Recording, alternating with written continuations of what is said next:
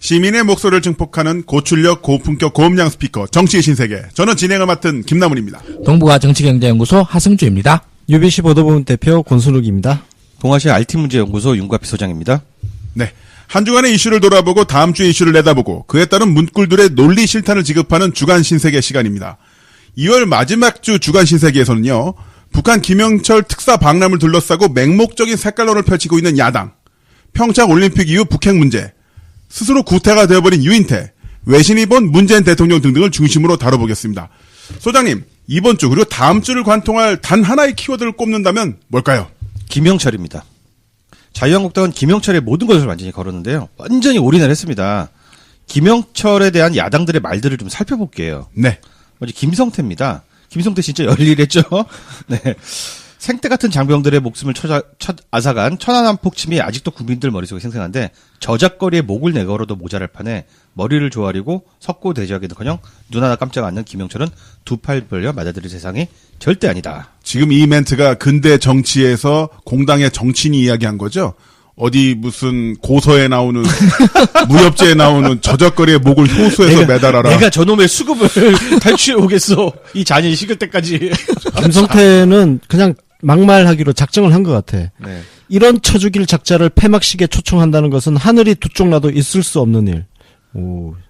국제적 전범인 김영철이 대한민국 문재인 대통령과 악수를 한다면 우리는 문재인을 대한민국 대통령으로 인정할 수 없다. 이건 뭐 그동안 인정 안 했잖아. 언제 인정했냐? 홍문표도 얘기를 한번 좀 볼까요? 청와대가 고집스럽게 김영철의 문제를 받아들인다면 국회에서 할 수 있는 것은 전체 보이콧이다. 장외투쟁을 권고했습니다. 해라. 해. 뭐 그게 잘 돌아가. 뭐 촛불 사줄까? 이 새끼들 겨울 끝난 거 알고 지금 또 장애투쟁을 안 그래도 지금 날씨가 따뜻해지고 있더라고요. 네, 요즘. 낮 기온이 현재 그러니까. 영상 8도 9도까지 올라갔습니다. 이 새끼들. 이 새끼들. 그 사실 김성태 같은 경우에는 원내대표 될 때 우리 정치 신세계도 언급을 했던 것 같아요. 네. 그나마 자유한국당 내에서는 뭐 나름대로 말이 통할 수 있는 존재다. 나도 그럴 줄 알았어. 이런 표현을 했었는데 김성태가 말이 통하고 그나마 자유한국당 내에서는 뭐 얘기할 만한 대상이다. 그럼 나머지 애들은 도대체 어떻단 말입니까 정말. 아니, 얘가 이 정도 수준인데. 김성태가 가장 과격한 발언 쪽으로 가버린 것 같은데 이 비주류 컴플렉스죠. 계속해서 비주류 생활하다 보니까 지쳐가지고 이제 좀 주류에. 근데 하필이면 주류가 완전히 폭망하기 직전에 주류에다가 몸을 위탁한 겁니다. 게다가 주류를 섭취 너무 많이 해서 그래요. 알코올 도수가 너무 심해. 김성태님 보면 이런 생각이 들어요. 그 안전한 구조선에 있는데 굳이 침몰하고 있는 대형 선박에 갑자기 가가지고 조타수가 되는 그런 모습이 아닌가 싶습니다. 어차피 망할 곳에 들어가가지고 이렇게 홍준표 막말도 좀 살펴봐야 되겠죠. 저들의 생각을 보면 뻔뻔해도 저렇게 뻔뻔할 수가 있냐고 할 정도로 아예 대놓고 뻔뻔합니다. 우리 우파들은 그래도 양심이라도 있어 덜 뻔뻔합니다. 자기가 뻔뻔한 줄은 아는 거야 일단 기본적으로. 네. 저들이 주로 사용하는 방법은 국민정서법입니다. 똑같은 방법으로 되돌려주겠습니다. 뭐 기타 등등 홍준표 막말 너무 많아가지고 다 소개할 수가 없고요. 전희경 한국당 대변인 말도 한번 보겠습니다. 천안함 폭침 주범 김영철에게 단 한 뼘도 대한민국 땅을 밟게 해서는 안 될 것. 아우 비장해. 이게 우파의 매력 아니겠습니까? 이 비장한 국뽕향. 그동안 북한 해바라기들에게 굴종과 굴욕을 밥 먹듯 해온 문재인 정권이 불러들인 희대의 수치다. 자, 이런 주장들에 대해서 민주당의 입장은 어떤가요? 민주당이 지금 내세우고 있는 것은 2014년에 너희도 김영철 만나지 않았니? 요 논리입니다. 그때 죽이지. 그러니까 그때 잡아 그때 남한에 왔잖아. 네. 더군다나 그때는 천안함 폭침 이후 시간도 얼마 안 지난 시점이었잖아요. 그때 김영철과 지금 김영철이 다른 사람인가요? 아니잖아요. 그러게요.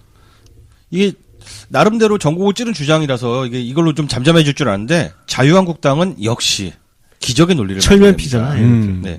얘도 그냥 아무 말 하면은 그냥 언론에서 다 실어주니까 역시 자유롭게 아무 말을 했습니다. 천안함 폭침의 살인 전범 김영철이 완장차고 군사회관담에 나오는 것과 꽃다발 받으면서 잔치집에 나오는 것은 차원이 다르다. 같은 김영철이지만 그때는 옳고 지금은 틀리다는 얘기인데요. 그 근거가 그냥 이거예요. 천안함 폭침의 살인 전범 김영철. 이거 뺄게요. 이제 별로 정보가 없는 문장입니다. 네. 이거는 완장차고 이것도 중요하지 않아요.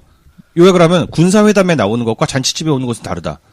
저는 군사회담에 나오는 게 더 나쁜 것 같은데요. 그러게요. 그렇죠? 군사회담에 나왔을 때는 정말 만면의 미소를 짓고 그렇게 악수하고 그걸 어마어마한 자기들의 치적이라고 하던 사람이 화해의 장에 나오는 것은 절대 안 된다. 네. 이거 더 웃기지 않습니까, 이거는? 군사회담이면 오히려 거기는 대화 파트너로 인정할 수 없다. 이렇게 해야 돼, 정상이지. 씨. 아니, 주적하고 무슨 어? 군사회담을 해? 어. 자, 근데 이렇게 얘기를 했어요. 그와 마주 앉아 눈싸움을 하며 협상을 벌일 수 있을지는 몰라도 그를 얼싸안고 콧노래 부르며 축배를 들 수는 없는 노릇. 이게 레토릭밖에 없죠. 아니, 얼싸안긴 뭘 누가 얼싸안아. 얼싸안고 누가 콧노래를 부르고 누가 축배를 들어. 미친 뭐 것들 병신 같은 아니야. 소리를 하고 있어. 내내 망상이, 그 정신병원 가야 할 수준이네. 그러니까 이 민주당의 팬픽이다, 팬픽. 민주당의 이 북조선 너네도 팬픽. 2014년에 김영철이랑 악수하지 않은 일에 궁색하게 변명을 하다 보니까 그 말씀하신 대로 팬픽. 네. 그냥 화려한 수사만 너울너울 춤을 추는데 뭐가 다르다는지를 전혀 모르겠습니다. 그렇죠. 이게 수사의 수위는 점점 더 세지게 마련이고 약점은 찔렸으니까. 네. 자, 그러면 아직 입에 익숙치 않은 그 정당, 바른미래당은 어떻습니까? 바른미래당은 표방하고 있는 게 합리적인 보수 아닙니까? 근데 네. 이제 안보 문제로 들어가면 더 강경해져요. 얘네들 지기 싫어해. 자유한국당보다 더 극우적이야, 안보 문제는. 정말로 훨씬 더 극우적입니다. 그래도 자유한국당은 최소한 정치 세력 비스무리한데 바른미래당은 얘들이 정치 세력인지 아닌지 그러니까 도저히 알 망하지. 수 없어요. 씨. 지지율 지금 한 자릿수로 폭락했잖아. 그래서 이 김영철에 대해서 쓴 표현만 보면은 바른미래당의 한 수 위죠. 유이동이 이렇게 말했습니다. 김영철의 방남을 허락하는 것은 60만 전군에게 목숨 바쳐 나라를 지키지 말라는 암묵적 명령을 내리는 너 미션이? 김영철의 방남을 허락하는 것은 60만 전군에게 목숨 바쳐 나라를 지키지 말라는 암묵적 명령? 이거는 레토릭조차가 다 붕괴됐는데요. 이거 뭐라고 평론을 해 이런 말을? 이건 개소리네, 진짜. 근데 저기 유이동이란 이름은 저 같은 정치 덕후도 오늘 처음 들어봤어요. 아 그래요? 예. 듣보잡이야. 예. 이동아 너 이름 좀 알려면 더 세게 그래서- 여기다가 씨발 같은 단어를 좀 넣어봐. 여기 아마 저 인천 부평일 거야. 네. 그거 저 그거 한번 저- 찾아봤는데 평택이더라고요. 평택이야? 예. 아, 평택? 나 평택 사람인데 왜 나도 모르지? 게다가 제 손이래. 나 평택고등학교 나왔는데? 이게 저 위키에 나오는데 지금 제 손이고요. 평택시 을이래요. 아, 그럼 평택 옛날 평택, 전제 송탄인데 어쨌든 저 평택 사람인데. 원유철하고 유이동 둘이가 예. 평택 대단한 동네네. 최고의 동네죠. 둘 다 몰라. 이 정치 덕후들도 몰라. 자, 그러면 얼마 전 미남 가면, 네. 김일성 가면으로 데이트를 쳤던 하태경 의원은 어떤 말을 했습니까? 가면하면 미남 가면이죠. 네. 액션 가면 아닙니다. 예, 하태경은 이렇게 얘기를 했는데 하태경이 제일 세요. 평화올림픽이 아니라 전범올림픽이 되었습니다라고 했는데 평양 올림픽 갖고 분이 안 차는 거야. 자기가 튀려면은 더 심한 표현을 찾아야 되잖아요. 그러니까 전범 내가 시발이라고 그래서 그렇지 전범 올림픽이 되었다라고 얘기를 했고요. 평창 올림픽 피날레를 천안함 폭침 주범이 김영철이 장식하는군요. 분노로 심장이 부르르 떨립니다. 심장이 더 많이 부르르 떨렸으면 좋겠습니다. 병원 가세요? 네, 병원 가게. 네, 전범 김영철 천안함 폭침 사과하는 것이 아니라면 대한민국 땅 밟지도 못하게 된다. 제일 센 표현은 하태경 입에서 나왔습니다. 김영철 비호하는 사람들은 이후 역사에서 이토 히로부미를 비호한 친일파들과 똑같은 신세가 될 것. 아유, 혼자 많이 등분했어. 그 우리 하태경 의원님은 제가 저기 만들어낸 호도 있지 않습니까? 주사 하태경이라고. 네. 한때 김일성을 비호하는 걸로 감옥살이까지 하셨던. 야, 국가보안법. 예, 그 국보로 유명한. 들어가셨던 분이고. 저도 친일 하태경이라고 붙여도 괜찮을 것 같아요. 친일파를 굉장히 만만한 상대로 낮춰놨어요. 그냥 네. 주사가 더 좋을 것 같아요. 하태경이랑 악수를 했다고 친일파와 똑같은 신세다라고 했습니다. 아무튼 저기 김일성을 한때 저기 열렬히 추종하시던 우리 하태경 의원께서는 이런 문제만 나오면 늘 이제 심장이 부르르 떨리시는데 늘 부르르 떨리실 때마다 저희들은 항상 하태경 의원님의 과거 전략을 읊어드리도록 하겠습니다. 네. 주사 하태경 선생의 말씀이었습니다. 근데 바른미래당의 영원한 딜레마가 있잖아요. 일단 바른미래당은 포로들을 가지고 있죠. 전쟁 포로들을 데리고 있죠. 그래서 당론이 통일이 안 돼요. 게다가 출신 성분 자체가 어쨌든 국당 출신이 모여 있다 보니까 스탠스 정리가 앞으로도 영원히 안 될 것 같은데 지금 이 김영철 문제를 가지고도 바른미래당에서 이견이 있습니다. 어떤 이견들이냐면은 네. 박주선하고 유승민이 공동대표잖아요. 네. 근데 의견이 달라요. 박주선 의견을 좀 들어볼게요. 김영철이 북한 대표로 오겠다고 하면은 평화올림픽 정신에 입각해 우리 정부는 거부하기도 어렵다는 점을 인정한다. 아주 현실적인 얘기죠. 그러게요. 뭐 사실 내 마음하고도 크게 다르지 않아. 맞아요. 굳이 오겠다면 그걸 어떻게 막어? 맞아. 전쟁 중에도 협상을 하는데 말이죠. 그건 맞는 말 했죠. 반면에 유승민은요? 유승민은 김영철 방안에 분명히 반대하며 허용하겠다는 방침을 당장 철회해라. 건조단 시민들과 온 힘을 합쳐 김영철의 방안에 저항해야 된다 등등의 이게 강경한 의견을 내고 있습니다. 또 바른미래당 합류를 거부한 무소속 이용호 의원도 한마디 거들었다면서요? 네, 이용호가 이제 스탠스를 못 정하고 예, 무소속으로 돌아다니는 의원인데 이 사람 말이 오히려 우리 더불어민주당의 공식 입장에 굉장히 흡사하다고 볼 수 있을 것 같아요. 지금은 평창올림픽 이후를 걱정해야 되는 상황이다. 맞죠? 네. 남북 북미 대화의 실마리를 이어나가야 되는 중요한 시점이다. 맞죠? 근데 자유한국당이 김영철 파견에 대해 뭐 사살을 해야 된다 등의 격앙된 반응을 보이는 거 적절치 않다. 진짜 내 마음이랑 똑같습니다. 전쟁 중에도 적과의 대화는 필요하고 오는 사신을 막을 수는 없는 법이다라고 했는데요. 완전히 맞는 얘기죠. 자, 근데 그 옛날 자료를 보면 말이에요. 얘네들이 그 북한에 의해서 천안함이 폭격당했다면서 그때 남북 대화 구걸하는 거 있었잖아. 네, 그렇죠. 그거 들켜가지고 정말 새누리당 대망신을 당했었죠. 그리고 천안함 그 폭침에 대한 것도 북한에다가 그렇게 요청한 거 아니야? 네. 뭐냐면은 사과처럼 우리 사과처럼 입장에서 사과처럼 보이고 니네 입장에서 사과가 아닌 그거 좀 달라. 그런 맛있는 사과 좀 달라. 이 새끼들 슈레딩거의 이 사과를 새끼들 달라. 완전 진짜 이 새끼들이야말로 진짜 국가 안보를 말아먹을 새끼들 아니야 네. 이거. 이 사과를 달라고 했는데 북한에서 안 주니까 돈을 들고 간 거죠. 네. 그래서 돈을 줄 테니까 남북 정상회담을 해달라. 야 이것만큼 반역자들의 자식 아닙니까? 이것만큼 비굴하고 비겁한 게 어디 있냐고. 네. 난 그때 북한에서 먼저 얘기를 했어요. 남한에서 우리한테 돈다발을 내밀길래 그 돈다발을 땅바닥에다 던져버리고 네. 나와버렸다. 그래서 우리가 너네들을 거지치고 해버렸다. 이런 얘기를 했길래 난 여기서 완전히 다 얘네들이 우리 정부에서는 완전 부인할 줄 알았어요. 처음에는 완전 부인을 하더라. 그런 게 없더라고. 나중에 인정하더라고요. 우리가 경비 주려고 그런 거였다고. 북한에서 나름 증거를 갖고 있다는 걸 알기 때문에. 그렇죠. 북한에서 그래 그럼 억지로 깎게. 그러니까 갑자기 얘기가 갑자기 바뀌었죠. 바뀌었죠. 예. 저희가 조만간 니들이야말로 종북이다 이 에피소드를 기획하고 있습니다. 녹음한 예정이에요.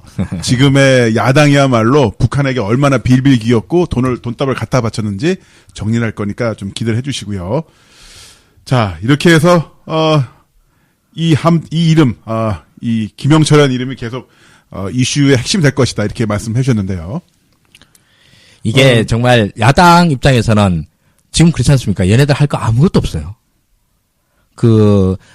평창 올림픽을 갖다가 실패하기를 진짜 얼마나 간절히 빌고 빌었습니까?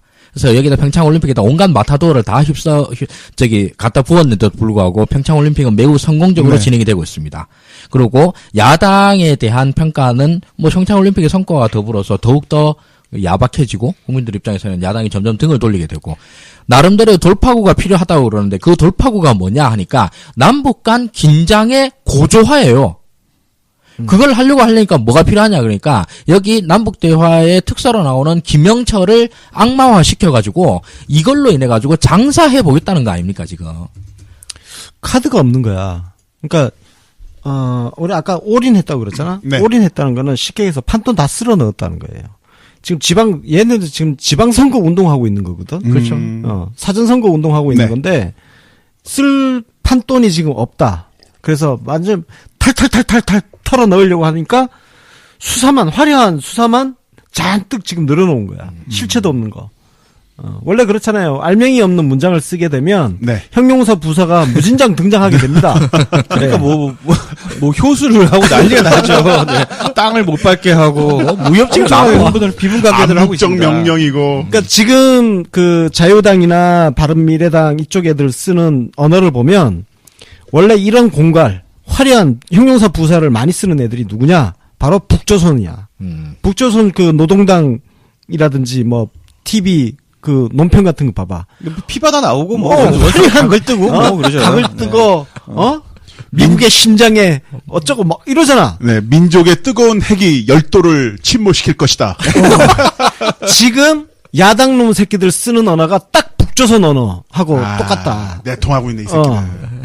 전형적인 그 공갈 칠 때 쓰는 표현들이거든요. 네. 진짜 북조선과 통한다는 의미에서 통북이라는 형용사를 넣어주고 싶습니다. 네. 언론과 야당 같은 경우는 김여정이 왔을 때는 또 딱히 공격을 못했어요. 그러니까 스토킹을 했지 공격을 못했습니다. 그렇게 생각한 배경에는 미국이 인정했다라는 생각을 해서 그런 것 같습니다. 근데 저는 좀 아리까리도 김영철은 뭐 미국이 인정 딱히 안 하고 있는 건가요, 지금이? 네. 근데 김영철이라는 사람이 어떤 사람이냐면 1968년 그 푸에블로 납북 사건 때 북미 간 연락 정교를 했던 사람입니다. 지난 50년간 북한에 그 대외 연락 채널 했던 사람이고 그 2014년 그 지금 그 이방카를 비공식 수행하고 있는 앨리선 후커 국가안보회의 한 번 더 보좌관 거도 2014년도에 북에서 만났던 사람이거든요. 나름의 그 연락 채널로서 활동하고 있는 사람이에요. 뭐 강경파, 뭐 천안함 폭침 배우 이런 말도 안 뭐 나름대로 공격의 의미를 있겠습니다만은 이런 식으로 무조건 그 색칠할 필요는 없다 이런 부분도 있겠죠.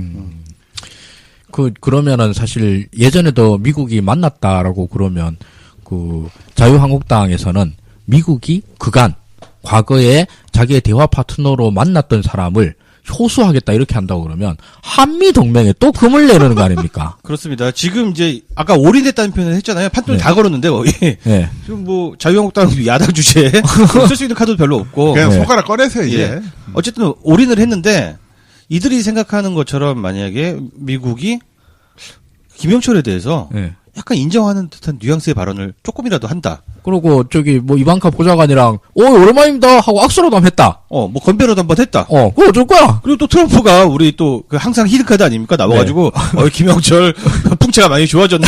뭐 이런 얘기를 한다. 그러면은 이 올인한 돈 다 회수 못하는 거예요. 그렇죠. 다 날려먹는 거죠. 그 야당 놈들한테 가장 최악의 사실 그 상황이고 그렇죠. 네. 현재 상황으로도 야당 애들한테 결코 좋지가 않아요. 지금 미국하고 북한은 일종의 굉장히 싸운 상태잖아. 네. 네. 어쨌든 바깥으로 보기에는 굉장히 원수지간 같은 그런 사이란 말이에요. 그런데 예를 들어서 제가 누구랑 싸웠는데 어디 결혼식장을 갔는데 걔도 오네? 초대받아서 갔는데 그 새끼도 오는 거야. 나랑 어제까지 싸운 놈이. 그럼 나는 그 결혼식 주최 측에다가 그 새끼 오지 말라고 해. 이렇게 얘기할 수 있어? 못 하잖아. 근데 나는 가야 돼. 가서 다만 어제까지 싸웠던 그 새끼 얼굴 안 쳐다보는 거지. 지금 미국 입장은 그 정도예요. 그러니까 펜스가 혹은 뭐 이방카가 김영철을 만나느냐 안 만나느냐는 거는 만나면 좋죠. 근데 안 만난다고 한들 전혀 이상한 건 아니라는 그렇지. 거죠. 그럼요. 예. 그리고 왔다는 게 중요한 거죠. 네. 그냥 온 거잖아. 그럼 된 거예요. 그걸로 끝이야. 그렇죠. 그러니까 그 김여진 왔을 때와 김영철 지금 오는 이 상황이 미국 입장에서는 별반 다르지가 않다. 그렇죠. 저는 저기 자유한국당과 바른미래당 등등의 야당놈들한테 할 수 있는 말은 한미 동맹에 균열 좀 내지 마라 이 새끼들아. 맞습니다. 그게 지금 제일 중요해요. 예. 우리 지금 한미 정말 두근두근해. 진짜 나는 한미 동맹이 깨질까봐 저 자유한국당 눈치 없는 것 때문에 국가보안법으로 다 쳐놔야 돼, 저 새끼들, 진짜. 일주일에 이적단체로 한 30번 하십니다. 그 한미동맹 문제 바로 여기서 짚어볼까 하는데요. 참 그 전에 순울경 아직도 결혼식 가세요? 아니, 뭐 자녀들 결혼식. 자녀들 결혼식. 아들 결혼식? 아들 결혼식. 여기, 무슨 아들 결혼식. 네. 그러게. 빨리 자. 장갑 빨리 보내버리는 것도 괜찮지. 자, 그리고 녹음 기준에서 어제죠. 한국과 일본의 컬링 준결승전이 있었는데 아마 문재인 대통령은 이방카 선임 고문을 접견하느라 경기를 못 보셨을 것 같다는 생각이 들기도 하는데, 자, 이방카 선임 고문과 김영철 이번에 만날 것이냐가 큰 관심거리가 되고 있죠. 이 부분은 제가 UBC 월드를 진행하고 있어서 조금 더 보충 설명드리면은 백악관은 일관되게 양자 회동 가능성을 일축하고 있습니다. 네, 그렇습니다. 그러면서 만날 계획이 없다. 기자들의 질문에 이렇게 답을 했고요. 또 국무부에서도 천안함 기념관에 가서 그의 책임인 것으로 알려진 것을 보길 바란다. 냉랭한 반응을 보이기도 했었고, 마이크 펜스 미국 부통령 같은 경우는 북한 김정은 일가를 악의 가족이라고 아예 원색 비난한 그런 모습을 볼 수가 있었는데요. 자, 그러면서 트럼프 대통령도 북한에 관한 새로운 제재를 발표하는 등 압박수를 높이고 있는데, 바로 여기서 한미동맹 같이 이야기를 나눠볼 수 있을 것 같은데, 그렇다면은 이게 한미동맹의 균열이 가고 있다? 뭐 이렇게 볼 수도 있는 건가요? 어떻게 되는 거죠, 소장님? 뭐 허니문은 끝난 겁니까? 올림픽 허니문. 사실 올림픽 이전까지 남북 간, 또 그러고 북미 간의 긴장 관계는 거의 최고조 아니었습니까? 그랬죠. 뭐 전쟁 직전이었죠. 예, 일단 뭐 다들 뭐 미사일 뭐 어디에다 배치하겠다는 둥, 뭐 쏠 준비 다 됐다는 둥, 이런 얘기하고 트럼프 뭐 내 미사일 저기 버튼이 더 크다는 둥, 서로 이런 얘기를 하던. 심지어는 블러핑 됐었죠, 미국이. 핵 항모가 한반도로 가고 있다. 아, 그렇죠. 예, 필리핀으로 가면서. 야, 진짜, 씨. 항공모함 가지고 장난치냐, 씨. 깜짝 놀랐어. 참 우리 저기 워싱턴 지부 문파위원장님께서 이 뻥이 너무 심하셔가지고 참 우리도 막 쏘고 그러는데 약간 취미생활의 얘기도 하시니까 네. 이해드립니다. 그런데 지금 올림픽을 통해서 많은 진전들이 이루어졌습니다. 이런저런 대화의 여지들도 엄청나게 커졌고 민간 그룹에서 예를 들면 응원단이 온다라든가 이런 것들도 확 늘어나고 북한의 실질적인 2인자 그룹들이랑 대통령이랑 이제 직접 만나기까지 하는 등 이렇게 된다고 그러면 정말 단 한 달 만에 어마어마한 변화가 생긴 것처럼 보이기도 합니다. 그런데 기본적인 전제는 바뀌지 않았습니다. 북한은 여전히 핵을 가지고 있고 북을 제외한 전 세계는 북의 핵을 갖다가 막아야 된다라고 하는 이거 상황이 변한 게 없어요. 그리고 이에 대한 대응도 마찬가지로 변한 게 없습니다. 그러면 올림픽은 무엇이냐를 물을 수밖에 없지 않습니까? 올림픽 동안에 있어 왔었던 여러 뭐 따뜻한 뭐 이런저런 뭐 민족의 화합 어쩌고저쩌고 이런 것들은 아무것도 아닌 거냐? 그렇지 않다라는 거죠. 저는 올림픽 이후에 대해서 비관한다 이런 사람들의 말이 어느 정도 맞다고 생각을 해요. 최소한 올림픽 기간 동안 있었던 이런 아주 해빙 무드가 올림픽 끝나고 나면 지금보다는 훨씬 차가워질 거다라는 점에 대해서는 충분히 동의합니다. 그렇죠. 1년 내내 올림픽을 할 수는 없는 거잖아요. 그렇죠. 이때는 올림픽은 말 그대로 진짜 정치적 이벤트이기도 한 거 아닙니까? 그 정치적 이벤트가 평화를 위한 여정이다. 이렇게 얘기하면 분명한데 그렇다 하더라도 더 차가워진다 하더라도 올림픽 이전 지금보다 한 달 전보다 더 차갑지는 않을 겁니다. 네. 그러면 아까 제 질문을 다시 말씀 또 드리자면은 네. 한국과 북한, 문재인 대통령과 트럼프 엇박자 있다고 볼 수 있는 건가요? 거기에 대해서 몇몇 해외 언론들과 국내 언론에서도 트럼프 대통령의 이런 강경책이 문재인 대통령을 곤혹스럽게 하고 있다. 이런 기사가 나오고 있는데 문재인 대통령과 트럼프 대통령 엇박자라고 볼 수 있나요? 저는 전혀 그렇게 생각하지 않습니다. 전혀 그렇지 않다. 예. 일단 문재인 대통령이 곤란해질 거다라고 하는 전제가 뭐겠습니까? 뭐 때문에 곤란해진다는 말이냐? 대북 제재 완화. 그렇죠. 그러면 워싱턴 포스트니 뭐 어쨌든 미국 언론에서 문재인 대통령이 곤란해진다라는 말은 문 대통령이 대북 제재를 완화한다라는 전제 하에서 근데 미국이 대북 제재를 더 강하게 강화하겠다 이러니까 곤란을 할 거다 이렇게 얘기하는 거지 않습니까? 그렇죠. 그런데 대한민국 청와대는 단 한 번도 여태까지 대북 제재 완화라고 하는 워딩을 꺼낸 적이 없습니다. 그러니까 그 대단히 많은 사람들이 착각을 하고 있는 건데, 예, 문재인 대통령을 우리가 볼 때 괜히 뭐 북한의 유화제스처만 취하고 우리나라 한반도가 시끄러워지면 안 되니까 계속 북한 편만 들고 하는 것 같은 그런 시각으로 보고 있다는 게 고정관념으로. 네. 근데 한 번도 진짜 그런 말 한 적이 없잖아요. 그리고 대북 제재를 국가는 지키겠다 이런 발언은 수도 없이 많습니다. 그렇죠. 그리고 실제로 대북 제재를 강력하게 지금 계속 밀고 가고 있어요. 여기에 대해서 유화적인 발언 말씀 한 번도 안 했어. 지금 박근혜 때와 비교를 할 수밖에 없는데 참 비교한다는 게 우리 스스로 좀 부끄럽긴 합니다만 어쨌든 뭐 이전 정부니까 합시다. 박근혜 때도 4차 핵실험이 있었어요. 그때 박근혜 정부의 대북 대응책이 뭐였습니까? 스피커였어요. 네. 큰 스피커를 만들어서 북한 놈들을 시끄럽게 해주마. 이게 다였어요. 심지어는 닿지도 않았다고. 예. 그나마 그게 군수비리라 가지고 별로 안 시끄러웠다라고 하는 네. 이런 치명타가 있었었죠. 데시벨도 낮았죠. 예. 그래서 이거는 그 여론조사를 보면 알아요. 국민들이 정말 지금 정확하게 보고 있는 게 뭐냐면 최근에 갤럽 여론조사를 보면 문재인 대통령 지지하는 이유 중에 1등이 뭐였냐면은 안보였어요. 안보. 이거 굉장히 놀라운 거 아닙니까? 그러니까 기존의 그 보수 언론이 덮어 씌우려고 하는 것과 그리고 또 기존 우리 소위 약간 진보색 갖고 있는 사람들이 네. 갖고 있는 그 고정관념하고 다르게 많은 국민들은 굳건한 안보 때문에 대통령을 지지한다는 거예요.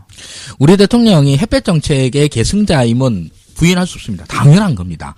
그 말은 그렇다고 해서 북한의 핵 개발에 대해서 온정적이다라는 말과 전혀 다릅니다. 그렇지. 지금 문재인 정부는 역대 정부 중에서 가장 강력한 대북한 핵 억제책을 쓰고 있는 정부입니다.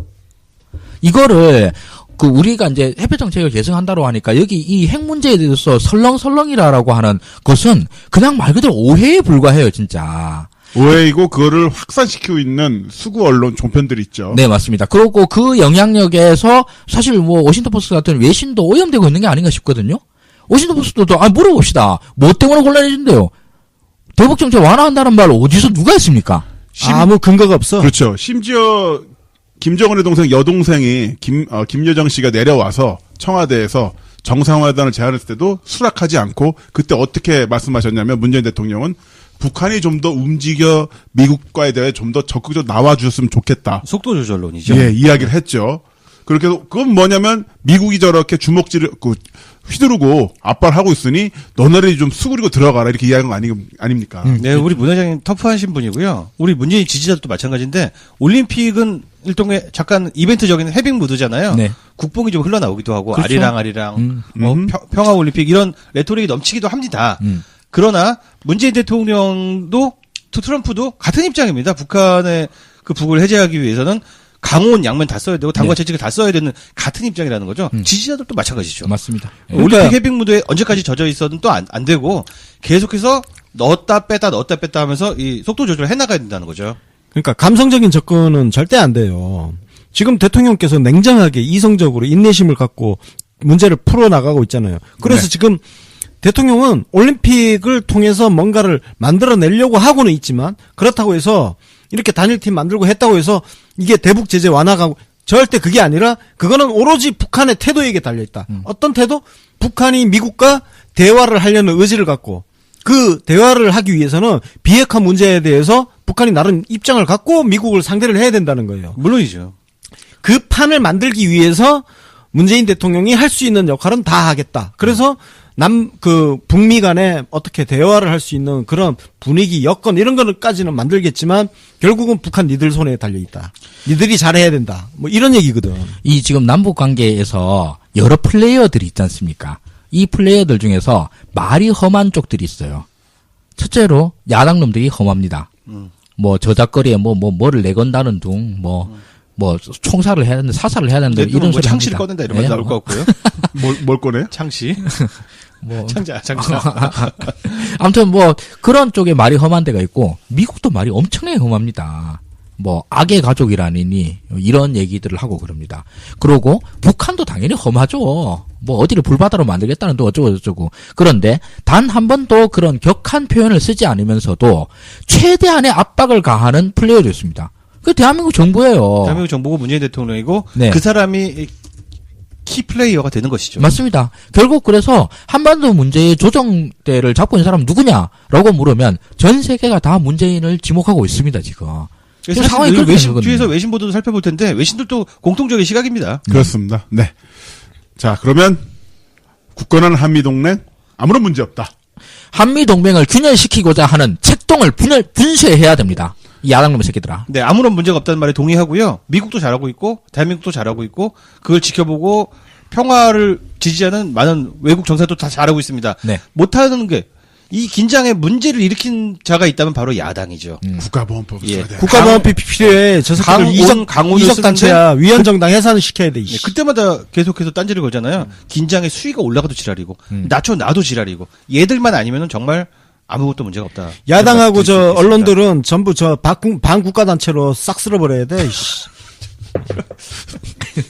진행 좀 합시다. 완전 빨갱이 새끼들. 씨. 완전 빨갱이 새끼들이야 저거. 뺄까? 마이크 뺄까? 자, 우리 유인태 의원 얘기 좀 해볼까요? 유인태도 마찬가지야. 똑같이 욕 나와. 정신 좀 차려, 좀 중진병 환자. 자, 유인태 전 의원이 또 소셜미디어에서 크게 화제가 되었습니다. 이분 잊을만 하면 계속 언론의 얼굴을 내밀고 있는데요. 자, 얼마 전 CBS 라디오 김현정의 뉴스쇼와의 인터뷰에서 지금 문재인 대통령 지지율이 저렇게 나오는 거는 실제 지지율을 반영한다 보지 않는다. 그러니까 보수 쪽 여론조사는 보수 지지하는 분들은 여론조사 와도 응답을 하지 않으니까 이렇게 나오는 거다. 그리고 보수 중에 정부 비판 목소리가 많이 커져가고 있는데 이런 식으로 하면 안 좋다. 또 이런 이야기를 했어요. 쇼크를 먹었습니다. 이 말에 너무 죄송한데 저도 유인태 의원 좋아했었어요. 이 말의 병신력이 너무나 엄청나게 커서 정말 깜짝 놀랐습니다. 이 내용은 그 여론조사의 모든 시스템 자체를 다 부정하는 거잖아요. 네. 그러니까 이런 발언은 누가 하냐면 지금 자유한국당 홍준표가 맨날 이런 발언을 하잖아요. 그렇죠. 처음에 요즘에 그 홍준표가 정말 재밌는 얘기를 해가지고 저 빵 터졌는데 크로스가 일어났다는 거예요. 뭔 크로스요? 처음에 4분의 1 정도 지지율에서 계속 추월해서 지금 우리 조사로 따지면 자유한국당이 민주당을 압출했다 이런 얘기를 합니다. 진짜요? 그러니까 이거 반지성주의고요. 반여론주의입니다 이거는. 이거랑 괴가 같네요. 이분 말씀이랑. 인터넷에서의 나름대로 식자층들 중에서 그런 얘기를 한 적이 있어요. 한나라당 시절부터 한나라당 애들은 졸라 시스템이 좋아가지고 여의도 연구소가 뭐 우리나라 여론조사를 제일 잘하고 뭐 저쩌고 웃기고 있네. 선거 때마다 틀리는 게 여연입니다. 그러고 지금 홍준표 얘기 들어보세요. 지금은 한때 그런 데가 있었는지도 모르겠습니다만은 지금은 여연은 홍준표의 비위를 맞추기 위해 존재하고 있는 그야말로 봉건 시대의 광대 같은 역할입니다. 네, 그렇죠. 지난 총선 때도 마찬가지였는데 여의원에서도 계속해서 그 디시전 메이커 오더를 준 사람 입맛에 맞추는 여론조사를 해서 총선에 대피하지 않았습니까? 우리나라로서는 고마우니까 계속 이렇게 해줬으면 좋겠네요. 그 유인태 의원 말 한 번만 더 살펴볼게요. 실제 지지율을 반영하진 않는다. 보수 쪽은 짜증나니까 여론조사가 와도 응답을 안 하고 끊어버린다라는 얘기를 하잖아요. 이거 전통적으로 맨날 그 여론조사에서 지는 쪽에서 하는 얘기잖아요. 근데 저는 이 얘기를 해드리고 싶어요. 그런 분들이 있습니다. 전화 한번 신경해서 딱 끊어버리잖아요. 네. 거기까지가 여론입니다. 맞아요. 여론조사라는 게 그렇게 되면 또 지지율이 또 떨어집니다. 네. 그러니까 계속 악순환을 불러오는 거죠. 맞아요. 이게 여론이에요. 그렇게 해서 보수 쪽 사람들이 정말 이 현 상황에서 너무 짜증이 나서 여기 와서 여론조사의 전화에 응대를 못하도록 만드는 게 그게 여론전입니다. 예, 그렇죠. 선거에서 밴드 여권이 일어났어. 예. 그러면 밴드 여권이니까 선거가 무효야? 아니죠. 아니죠. 밴드 여권이 작용해서 선거를 승리하거나 패배하는 것이죠. 맞아요. 여론조사 똑같습니다. 유인태 의원님 말씀이 전 다 맞다고 생각을 하고 그러면은 더 그렇게 만들도록 네. 지금 철저한 보수주의자 분들이 여론조사에 답조차도 하기 싫을 정도로 완전 질리게 만들면 그게 여론의 압도적인 승리입니다. 네. 지금 근데 유인태가 왜 이런 얘기를 했는가를 우리가 또 심리 분석을 해봐야 되겠죠. 신유를 하기 이전에 유인태 전 의원의 쓴소리 목록이 있습니다. 이거를 충분하게 들으시고 감상을 한 이후에 분석을 해보시면 좋을 것 같아요. 제가 말씀드릴게요. 네. 일단 음료랑 호두 정가 좀 드시면서 정신신세계 쇼핑몰에서 4만 원에 판매하는 거죠. 네. 자, 유인태 이분의 그 쓴소리는 작년부터 이어집니다.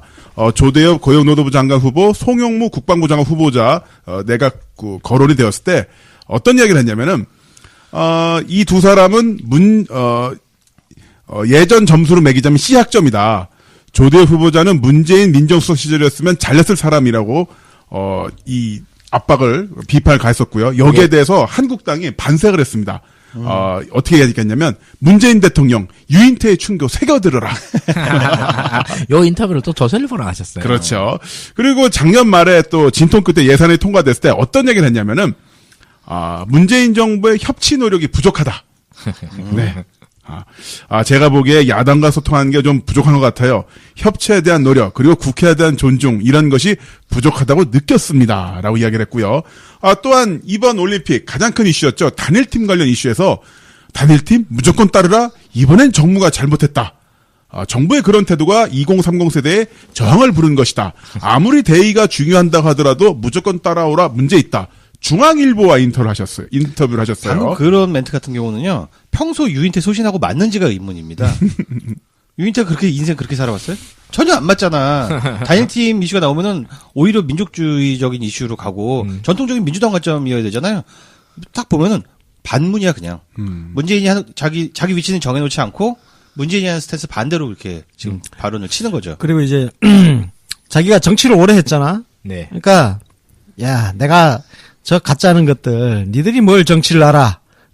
나한테 물어보지도 않고. 네. 그러니까 쉽게 해서 뒷방 늙은이잖아 지금. 뒷방 늙은이로 누가 찾아오지도 않고 물어보지도 않고 하니까 심술 부리는 거거든. 심심한 거지. 정확히 심술입니다. 그 심술이 또 한 번 나왔습니다. MBN 판도라에 출연해서 어떤 얘기였냐면 문재인 정부 2년차가 좀 많이 걱정스럽다. 결국 우리나라는 3권 분립 국가가 아닌가. 지금 문재인 대통령이 했던 모든 공약과 정책 집행에는 의회의 협력 없이는 안 된다. 이러면서 문재인 정부가 야당에게 얼마나 진정성 있게 협력을 구했냐는 대목에서는 시간이 지날수록 걱정스럽다라고 아니, 역시나 종편에서 이런 이야기를 하셨습니다. 유인태 전 의원님, 끝 떨어지고 나니까 조선일보밖에 안 봐요? 그거지. 지금 유인태는 조중동만 보고 있어. 네. 종편 보고 있고. 자유한국당이 얼마나 지금 분탕질을 하는지는 안 보십니까? 이게 왜 이러냐면은 보통 끈이 떨어지고 나면은 언론에 노출이 잘 안 되잖아요. 네. 그럼 언론이 좋아하는 방향대로 발언을 치게 됩니다. 지금 딱 거기에 빠진 거예요. 그리고 또 언론 입장에서는 문재인 정부를 공격하기 위해선 이전 정부에서 요직을 맡았거나 아니면 더민주 출신 의원, 전 의원, 뭔가 억하심정 있는 사람, 이런 사람을 가장 중요한 플레이어로 쓰겠죠. 특히 노무현 대통령 밑에서 일했던 사람. 유인태도 노무현 대통령 그렇죠. 그 초대 정무수석이었잖아. 이걸 활용을 하는 거란 말이에요. 그러니까 유인태는 아이고 자기 뒷방 늙은인데 자꾸 불러주니까 자꾸 전화 걸어서 이거 어떻게 생각하세요? 물으면 그건 말이야 저거 한 소리 할 수 있고 내가 옛날에 정치했을 때 안 그랬는데 말이야. 응? 하여튼 나는 좀 그만 좀 사라지세요 진짜. 꺼져 씨. 충분히 좋은 일 많이 했으니까 이제 물러서는 게 좋겠습니다. 네, 유인태 전 의원 그 이전 총선에서 공천 배제됐을 때 그 OBS 명불허전한 프로그램 출연해서 이런 말씀하셨습니다. 물러날 때를 아는 것이 가장 소중한 가치다. 물러났습니다. 왜 자꾸 나와? 추하게. 물러난다는 거는 입을 닫는 걸 이야기하는 거예요 이 사람아. 그러니까 이게 물러난 거야 이게? 참. 근데 정말 그 유인태 의원님이 정말 요즘 들어서는 제일 극적이지만서도 이 소위 정치권의 원로라는 분들이 이렇게 맨날 이렇게 뜬구름 잡는 소리 하는 것은 한번 우리가 좀 진지하게 볼 필요는 있는 것 같아요. 일종의 병이에요 이거. 깨달은 병이야 깨달은 병. 네. 몇 가지 조건이 있는데 제일 첫째 조건이 끈 떨어지는 거. 네, 둘째로 나이가 좀 많아지는 거. 맞아요. 나이 많고 끈 떨어지고 하면 그 다음부터는 급속도로 흑화가 되는데 네, 이 흑화의 방향이 항상 저는 표현을 신선화된다고 그러거든요. 네. 갑자기 구름 위에 사는 신선이 돼가지고 이슬 먹고 구름덩을 놔둬요. 그렇게 신선이 되기도 하고 지지난 대선에서 동교동계 가신들이 박근혜 쪽에 섰던 것처럼 변절하기도 아예 하고. 저쪽으로 네. 변절하기도 하죠. 저는 이렇게 생각하는데 저는 이분들의 초조함과 컴플렉스를 알 것 같아요. 현역인 사람과 자신의 처지를 계속 비교를 하는 거예요. 현역일 때 엄청 바쁘잖아요. 그렇죠. 근데 끈이 떨어지면은 아무도 나를 몰라줘. 근데 저 사람들이 가진 정보량이라든가 판단력이라든가 이런 것들이 지금 끈 떨어진 나보다 더 높을 거 아니에요. 네. 그러니까 이 사람은 끈 떨어진 이분들은 별다른 노력을 거치지 않고 이 사람들 머리 꼭대로 올라서고 싶습니다. 간단한 레토릭 한두 개로요. 이런 식으로. 민심이 그게 아니다. 나 때는 안 그랬는데. 노인네 같은 소리 하면서요. 그렇죠. 그래서 다시 복귀하기가 어려워지는 거예요, 이 사람들아.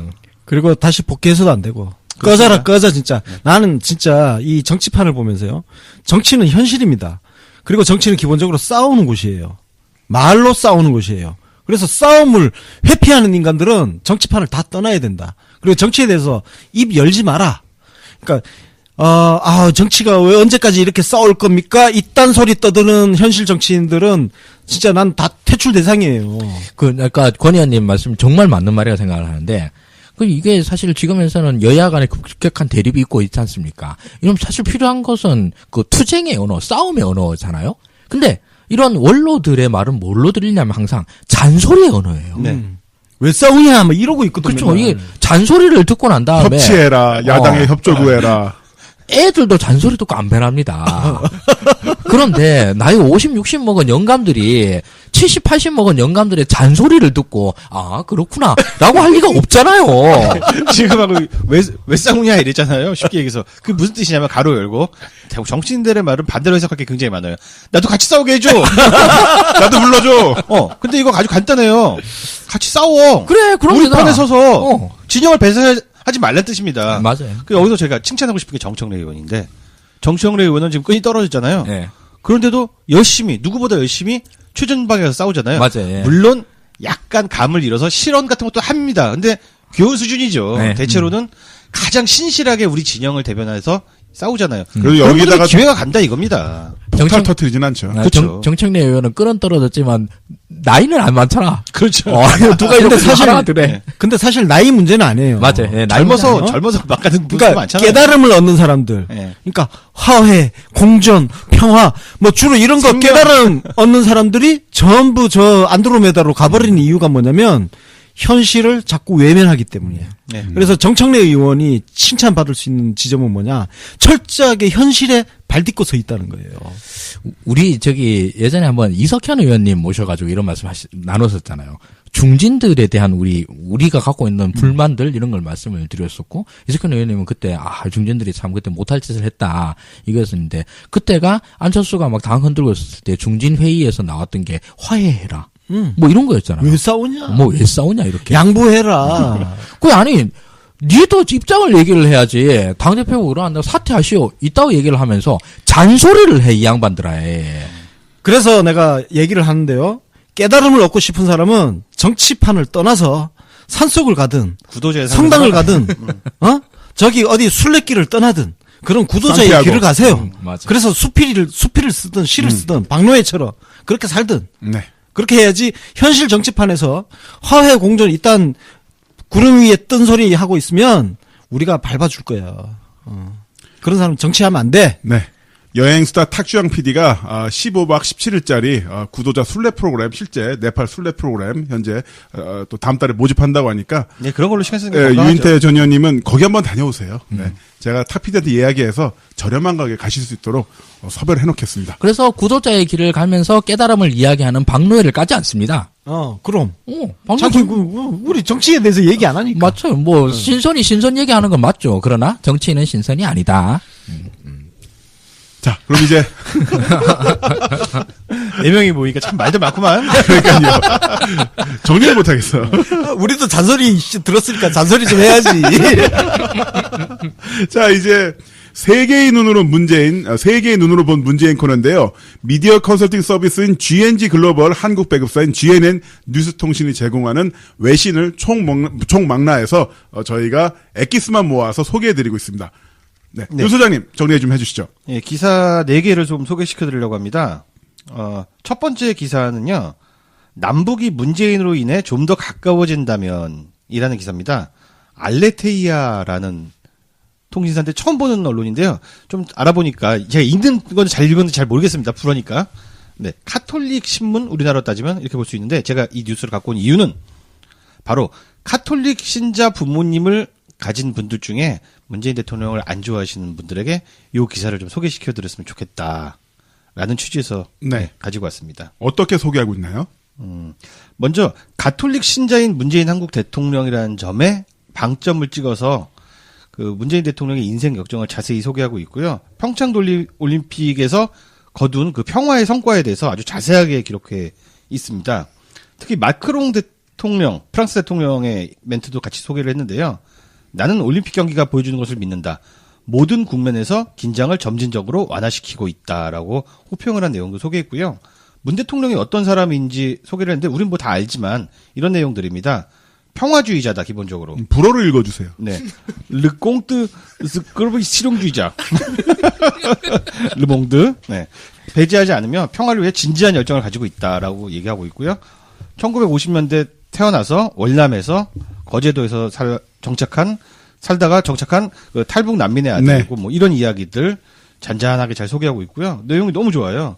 또 프란치스코 교황이 문재인의 롤모델 아닐까라는 이야기도 나누고 있습니다.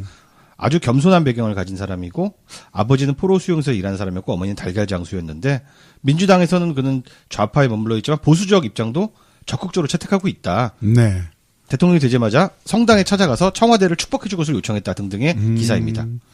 아까 말씀해 주신 것처럼 문재인 대통령을 좀 언짢아하는 고연령층 그 가톨릭 신자분들을 부모님으로 두신 이 문글들에게는 좋은 팁이 되겠네요. 반드시 먹힙니다. 이 기사 추천드립니다. 자, USA 투데이에서는 약간은 뭐랄까 평창올림픽을 디스하는 기사가 나왔었다고요? 내용을 보면은 제가 내용 읽어드릴 생각은 짜증나서 네. 주로 한국 언론에서 다룬 그 자원봉사자들 푸대접에 대한 이야기입니다. 네. 그거를 뭐 팩트체크를 제대로 안 하고 올린 것 같은데 이건 오히려 좀 우리 김남은 앵커께서 좀 까주시죠. 네, 제가 실제로 평창도 다녔었고, 뭐 그 짧은 시간 동안 강릉 평창을 못 다 둘러보지 못했습니다만 자원봉사자분들의 표정은 너무나 밝고 활기찼었고요. 그리고 무엇보다도 약간은 자원봉사에 대한 그 왜곡된 시각, 입장도 좀 있는 것 같아요. 대부분은 정말로 순수하게 자원봉사를 해서 오신 분들도 계시지만은 일종의 면접이라든가 기업 취업을 위한 스펙 쌓기의 일환으로서 이력서 한 줄 더 적기 위해서 오신 분들도 있고 또 많은 분들이 자신이 그 지망했던 분야와 그렇지 못한 분야로 이제 배속되는 경우도 있거든요. 일치하지 않는다는 거죠. 그렇죠. 본인 전공과. 실제로 상당수 대부분의 자원봉사자분들은 어떤 일을 하고 싶어 하냐면은, 통역, 그리고 방송. 간지나는 거 하고 싶어요. 그렇죠. 통역 폰나는 같은 거. 경우는 경쟁률이 16대 1이었습니다. 예, 한 400명 뽑는데 16배수의 사람이 지원했고요. 마찬가지로 방송 관련도 뭐 15대 1이 나왔습니다. 역시나 가장 불만이 많았고 경쟁률이 낮았던 것은 어디냐면 바로 현장 안내. 예, 그럴 수밖에 없죠. 그런 거 하기 싫은 거지. 예. 그런 분들도, 그걸 또 꿋꿋이 하는 분들도 계셨겠지만, 뭐야. 난 통역하러 왔는데 여기서 길 안내하래. 올림픽파크 저쪽에 있어요. 5분 걸어가세요. 이게 성미에 안 맞는 분들도 계셨을 테고, 이거는 마찬가지예요. 예를 들어서, 나는 선수단원들에게 음식을 만들어주고 싶은데, 그래서 조리 분야 지원을 했는데, 배속된 게 무 깎는 일. 그래서 2주 동안 무를 깎는 거예요. 그것도 중요한 일이죠. 저 같은 경우도 뭐 길 안내하는 그런 보직을 받으면 못할 것 같아요. 하고는 싶은데. 이거는 좀, 이거 주체적이 잘못한 거죠. 주책이 잘못한 거죠? 근데 이런 분들 불만의 소리가 나올 수도 있고요. 또 USA 투데이 보면은 뭐 숙소가 열악했다 이러는데 평창군 인구가 4만이에요. 근데 자원봉사자가 14,000에 패럴림픽까지 하면 22,000입니다. 자원봉사가 그렇게 많다고. 예, 강릉이가 20만이고요. 이런 몇만 단위를 수용할 시설이 여기 없어요. 평창이라는 도시의 캐파를 벗어나 버렸네. 예, 그래서 당연히 멀리 떨어진 곳에 있는데 거기서도 당연히 근데 왕복 셔틀버스가 있긴 합니다만은 선수단과 취재진 그 관중 수송이 가장 첫 번째이기 때문에 분명 거기서 오랫동안 버스 기다릴 수도 있고 그리고 뭐 주최 측이 싫을 수도 있죠. 하지만 이거는 초대형 이벤트가 일어나는 현장에서는 어쩔 수 없이 일어나는 일입니다. 미국이든 뭐 스웨덴이든 일본이든 일어날 수밖에 없어요. 몇만 명이 모이는데 어떻게 해. 이거 사실 우리가 한국이라는 좁은 땅에 살아서 생긴 문제라고 생각해요. 우리가 공간에 대한 개념이 우리가 뭐 평창 올림픽 하니까 다 평창에서 자고 먹고 하면서 네. 그냥 왔다 갔다 금방금방 뭐 5분, 10분 뭐 1시간 안 넘어가는 그런 거 생각하지만 당장 중국만 가보세요. 중국 가면요.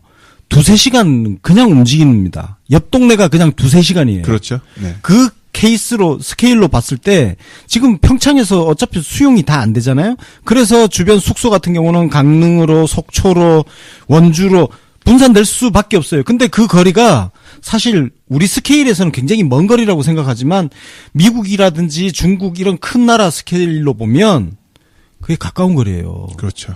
예? 한두 시간은 기본적으로 다 소요를 하는 겁니다. 또 올림픽 시설 인근에 있는 숙소라든가 여기는 선수단이 써야 되니까 충분히 이런 부분은 고려할 수가 있는 건데 국내 언론들이 이런 것을 뭐 악의적으로 또는 뭐 실수로 보도하고 그걸 외신이 받아 쓰는 거 이거는 국내 언론도 좀 반성해야 될 부분이라고 봐요. 네, 뭐 미국에서 이거 어떻게 팩트 체크를 하겠어요? 우리나라 언론 보고 그대로 인용하는 과정에 생긴 일인데. 그러니까 좀 기사를 그렇게 매국적으로 쓰지 마십시오. 전 세계가 우리나라를 보는 시선이 이렇게 변하지 않습니까?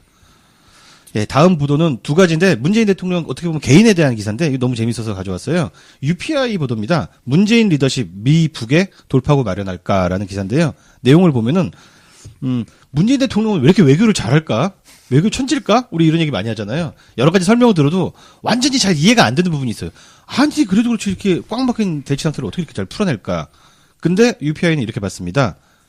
문 대통령의 인내심, 겸손함이 그 덕이다라는 이야기입니다. 그래서 마이크 펜스 미국 부통령과 아베 신조 일본 총리 간에 불필요한 충돌을 방지해야 하는데 예를 들어서 문재인 대통령은 양쪽 다 좀 우리나라 와서 폴트가 있고 무리하게 굴었잖아요. 근데 싫은 소리 한마디 안 하고 끝까지 겸손하게 두 사람을 설득해서 좋은 성과를 가져왔다. 그것이 바로 문재인 리더십이다라는 평가를 했습니다. 비결이 이렇게 간단한 게 있었어요? 이렇게 쉬운 거예요. 근데 사실 뭐, 모두 알다시피 문재인 대통령의 눈은 황소 눈이라고 그래서 일반인이 감당할 수 없는 매력을 발산하잖아요. 그 다음 기사는 바로 방콕 포스트 기사인데요. 평창의 매력 공세 외교라는 표현입니다. 굉장히 비슷해요. 방콕에서 쓴 거죠? 방구석에서. 네, 그렇습니다. 원나잇 인 뱅콕. 원나잇 뱅콕. 원나잇 인 아, 실패한 개그를 왜 자꾸 끌고 가? 아니, 서로 도와줘야지 나중에 또 도와주더라고. 내가 밟으면 나중에 우리 내가 밟더라고. 상호, 저기 뭐야. 알겠어. 협정. 한미동맹이. 아, 빨리. 뒷목 잡고 쓰러지는 거 보고 싶어서 그런 거지. 원나잇 뱅콕. 아, 좋다. 흥겹다. 네. 문재인 대통령이 자신이 뭔가를 양보하고 또 그 정치적 조건이 있잖아요. 북미 대화에 서로 테이블에 앉힌 거에 대해서 그 공을 트럼프에게 돌리는 등 문재인 대통령 외교의 핵심은 매력이다. 매력이다. 네. 미사일보다 매력 공세가 좀 더 효과적이라는데 모두가 견해를 같이 할 것이다라는 내용의 기사입니다. 그렇죠. 그 매력을 받아들이지 못했다가는 이제 문콕 당하는 수도 있죠. 차가 찍혀, 문콕. 방콕에서 나와서 차문을 여는데 문콕이 돼요. 네. 셔틀콕으로 한 대 때리고 싶다. 네. 자, 차 이야기가 나왔으니까, GM 사태를 다뤄보죠. 네. 망치로 콕콕 때리고 GM 싶다. 사태. 예. GM 사태도 그렇지만 뭐 지금 코너가 차주의 쟁점입니다. 차 네. 얘기가 나왔으니까 차주에 대해서 좀 얘기를 그렇죠. 해보죠. 문콕 차주 GM. 뭐 차 소유주야? 네, 그렇습니다. 그렇습니다. 예. 차주로 하지 말고 다음 주. 예. 네. 다음 주에 쟁점. 뭐 방송하다 말고 막 데스킹하고 그래. 자, 다음 주의 쟁점은요, 다음 주 여론조사 펼쳐질 이야기들에 대해서 미리 전망하고 올바른 여론의 방향을 제시하는 코너인데요. 자, 일단은 GM 사태에 대한 문재인 정부 책임론이 나올 것 같다. 이런 이야기. 야당과 언론이 놓칠 리가 없죠. 이거 네. 어떻게 다음 주에 대응할까요? 자, 이게 정말로 어려운 문제인 게 왜냐하면 일단 GM이 현재 한국에서 4개의 공장을 돌리고 있습니다. 제일 쟁점이 된 게 군산이죠. 제일 오래된 게 부평입니다. 그리고 창원 스파크 만드는데, 그리고 미션 만드는 보령이 있습니다. 이 4개 공장을 돌리고 있는데 군산 공장을 폐쇄하겠다라고 했는데 이 군산 공장 폐쇄 결정을 돌리기가 불가능에 가깝습니다. 거의 GM은 이걸 확정을 지었어요. 안 되나요? GM에서 지금 협상안을 내는 게 뭐냐면 이런저런 지원을 해달라. 그러면 나머지 공장을 안 빼겠다예요. GM 공장을 군산 공장을 다시 원상대로 폐쇄 안 하겠다는 말이 지금 현재 아니에요. 이게 테이블에 올라오질 않고 있습니다. 이러니 군산 경제는 아마 거의 지옥에 될 거고요. 그리고 이거는 어마어마한 정치 공세에 시달리게 될 것입니다. 게다가 이 사태, 모든 사태에 대해서는 지난번 시사경제에서 이걸 누군가를 악마화시켜서 책임 소재가 얘네한테 있다, 이런 것을 공방하는 것은 그리 큰 의미가 없다라고 말씀을 드리긴 드렸습니다만, 아무리 그래도 이거의 제일 큰 책임은 한국 GM이 거의 망하게 만든 미국 GM이 제일 큰 책임입니다. 최종 책임이 거기 있으니까. 그런데 미국 GM의 책임이 있지만서도 그 책임을 지울 수 있는 방법이 없는 거예요. 그런데 이 책임을 제일 크게 져야 될 사람들한테 돈을 더 태워야 된다라는 말을 하니까 또 역시 여론은 굉장히 안 좋을 겁니다. 미국 GM은 자기가 책임이 있음에도 불구하고 우리한테 계속 돈을 투자하시오라고 얘기를 하니 그걸 받아들이는 대한민국 국민들 입장에서는 또 굉장히 또 기분이 안 좋을 수밖에 없죠. 이런 굉장히 안 좋은 여건들이 우리들한테 딱 놓여져 있고 문재인 정부가 풀어야 할 굉장히 괴로운 쟁점들이에요. 자, 그럼에도 불구하고 이 문제를 어떻게든 해결을 해 나가야 될 거 아닙니까?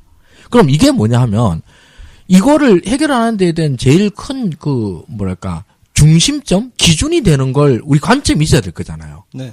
그리고 이거는 여러 가지 스펙트럼이 있습니다. 자, 미국 GM 너네 놈들이 잘못한 거니까 우리는 1원 한 푼 지원해 줄 수 없다. 뺄 테면 빼라 이 새끼들아. 라고 어마어마하게 강경한 입장을 취하는 시장주의적 입장과 민족주의적 입장이 결합하는 형태입니다. 이런 말 많이 들어보셨죠? 네. 저런 놈들한테 우리 세금 한 푼 지원할 수 없다. 이런 얘기 하는 거고. 진보 언론일수록 그런 스탠스를 갖고 있더라고요. 예. 근데 또 정반대편에서는, 군산 공장 폐쇄는 있을 수 없다. 군산 공장을 무조건 다시 돌려야 된다. 뭐 그러려고 그러면 그 뒷말을 잘 안 하긴 안 하는데 안 하는 말은 뭐냐 하면은 있는 대로 돈 다 때려박으라는 소리입니다. 이거를 통해서라도 무조건 이걸 갖다 살려야 된다. 이거는 특히 이제 군산 쪽, 전북 쪽에 있는 지역주의 정당들 같은 경우에는 또 이런 얘기들을 하고 그럽니다. 근데 이 양쪽에 극단적인 스펙트럼이 있는데 이 양쪽의 극단적인 스펙트럼이 답이 아니다라는 건 다 알아요. 그런 주장을 하는 사람들조차도.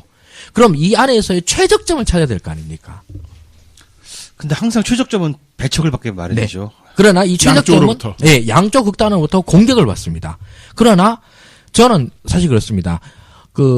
우리 정부가 만약에 유능한 정부라고 그러면 이 양쪽 극단의 정치적 공격을 두려워하지 않고 이 최적점 합리적인 방안을 내세우는 데에 용기를 가질 거라 생각을 해요.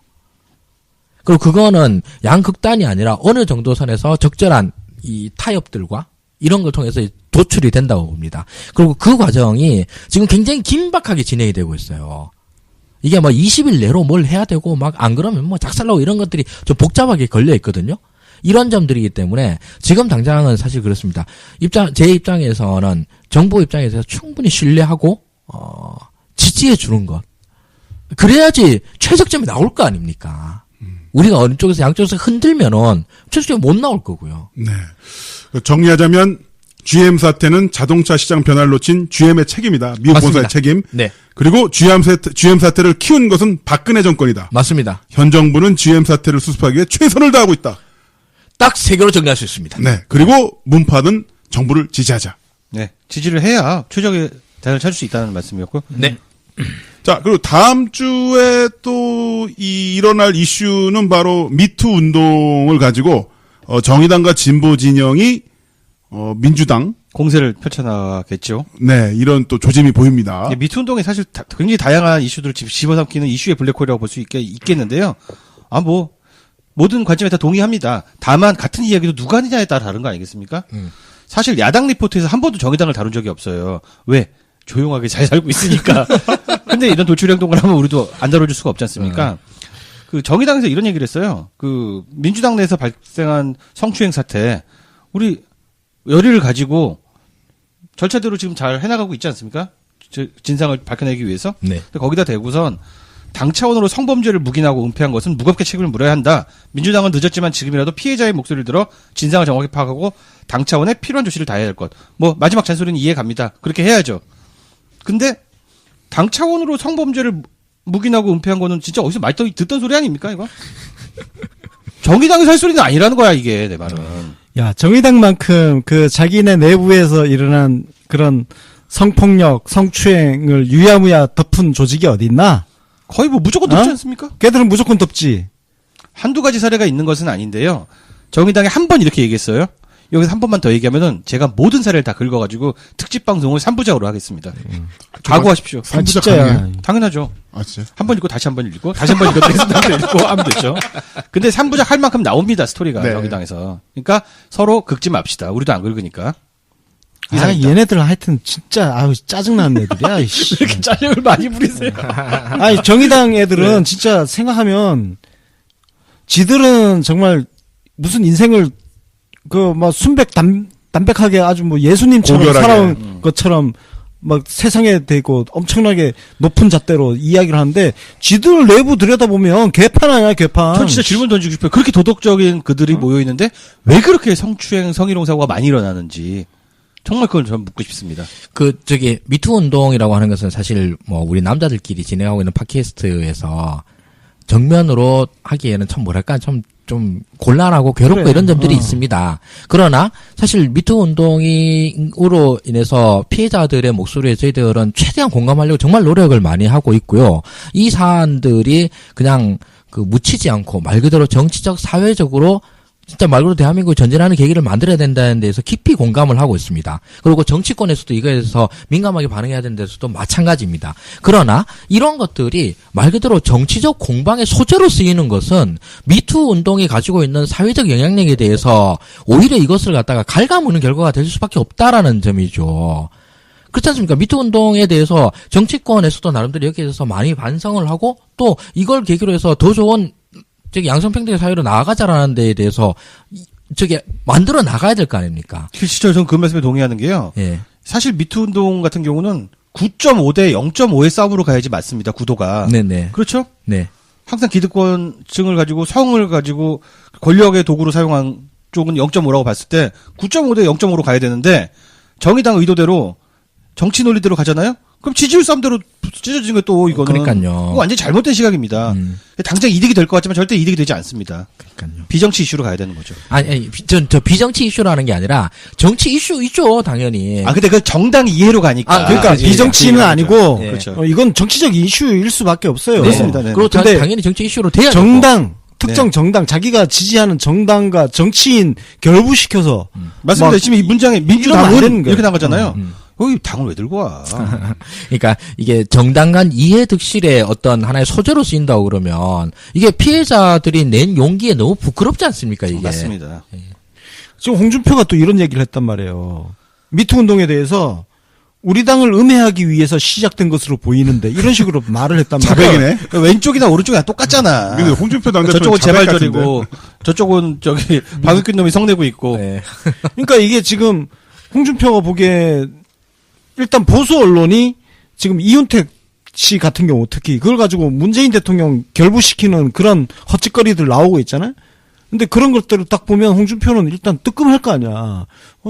저거는 자기가 그러니까 자유한국당한테 가장 불리한 이슈 아니야. 그렇죠. 뭐 자기도 얼마 전에 뭐 주물럭주물럭 하고 뭐 네, 그랬는데. 이미 류혜 씨가 관련해서 소송. 별명이 성누리당 아니야. 생누리당, 성누리당. 뭐 형수로 성폭행한 당인데. 그러니까 얼마나 많아. 그거 한번 모아봅시다. 진짜. 모으면 그게 정당사가 됩니다. 정당사. 아예. 유구한 역사를 자랑하고 있지. 시바스 리갈부터 시작해가지고. 네, 이렇게. 다음 주 이슈 우리 정리해봤습니다. 여기 와서 스트레스 다 푸는 것 같아. 자, 이제 청취자 의견으로 넘어가 보겠습니다.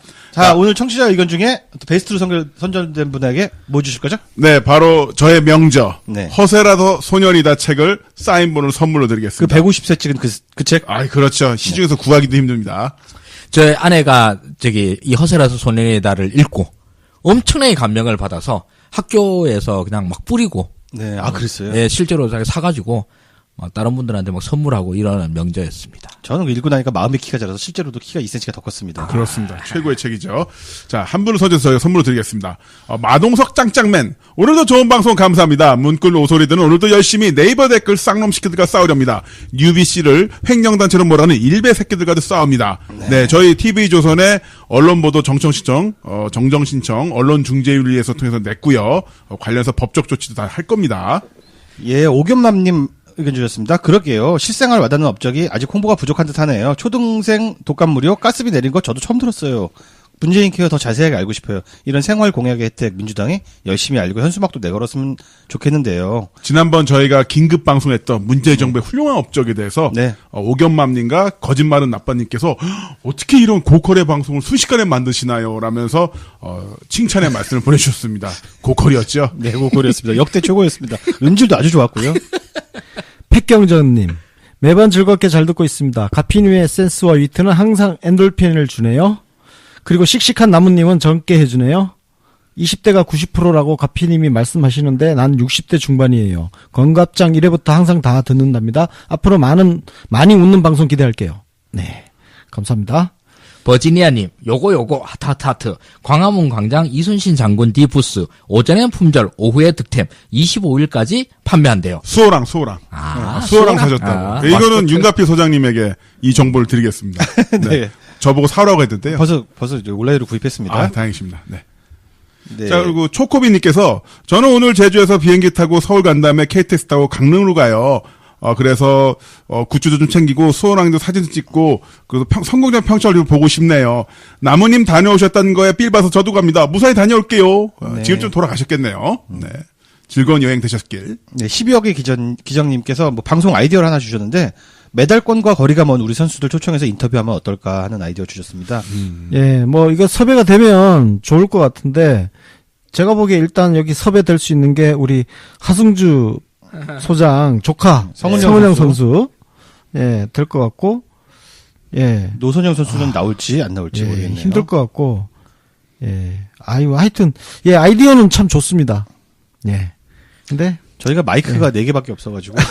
그리고 비정치 이슈로 특집 방송하면 만들어 달라고 해서 만들면 반응이 좀 그리고 저희 저희 망하더라고. 저희 입자업체 수아내추럴에서 전에 우리 번개했을 때 자그마치 170개 리펜스를 나눠주셨는데요.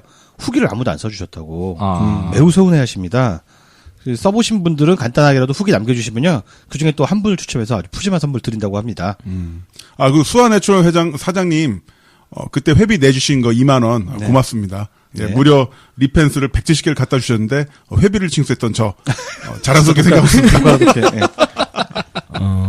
아, 립펜슬이 입술 바르는 그런 건가? 예, 뭐 립스틱 비슷한 건데요. 아. 펜슬 모양으로 생겼고요. 그렇게 발색이 좋고 안 바른 것 같다고. 실제로 안 발라서 그런 것 같습니다. 리펜슬은 펜슬 모양으로 생겼어요. 네, 그렇죠. 볼펜 모양으로 생겼어요. 너무 직관적으로 설명 잘해주셔서, 네. 역시 방콕이시네. 야, 오늘 어떤 분에게 선물 드릴까요? 저는, 초코비님. 초코비님. 네. 초코비님, 우리 이거 안 읽었어요? 저 오늘 제주에서 비행기 타고 서울 간 다음에 제가 읽었어요. KTX하고 강릉 올림픽 파크 가요. 제가 읽었어요. 라는 사연입니다. 솔직히 제가 네. 읽었어요. 그럼 드리면 되겠네. 네. 노인네 데리고 방송이 진짜 힘드네. 미안합니다. 나 지금 뒷골이 계속 지금 당겨가지고. 불필요하게 화를 내니까 그렇지. 자, 여기서 방송 마치겠습니다. 자, 초코비님 저한테 메일 보내주십시오. 다시 시작해요. gmail.com입니다. 이게 다 노인네들이라 몇 개 녹음하면 체력이 빠져서. 좀 이따 손주만 나러 가야 돼서. 자, 여기서 마칠게요. 대한민국과 문재인 대통령 성공을 위해서 문파와 끝까지 함께하는 정치 신세가 되겠습니다. 지금까지 진행의 김남은, 하승조 권순욱. 윤가피입니다. 고맙습니다.